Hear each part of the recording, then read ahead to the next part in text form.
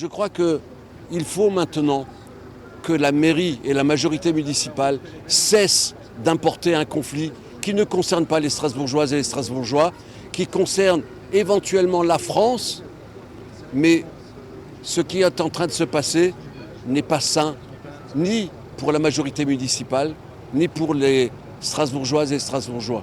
On comprend pas le comportement de Madame Barséguian et c'est pour ça qu'on est là. Voilà. Et quand vous entendez ce qui se passe, quand aujourd'hui nous on manifeste pacifiquement, ce qui se passe, la protection qu'on doit avoir, c'est impressionnant, le nombre de voitures et de camions de police qu'il y a. On a peur en fait, voilà, c'est tout. On a peur et on a peur que ce geste-là accentue encore la haine contre nous. C'est un message politique qu'il est partisan et que Madame la maire s'adresse à une partie des Strasbourgeois qu'elle veut flatter pour les prochaines élections.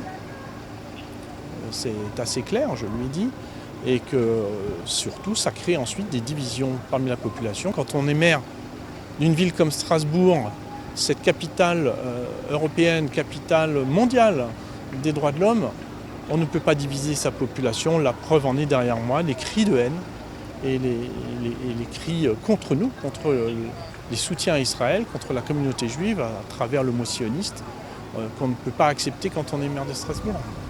Et Ramat Gan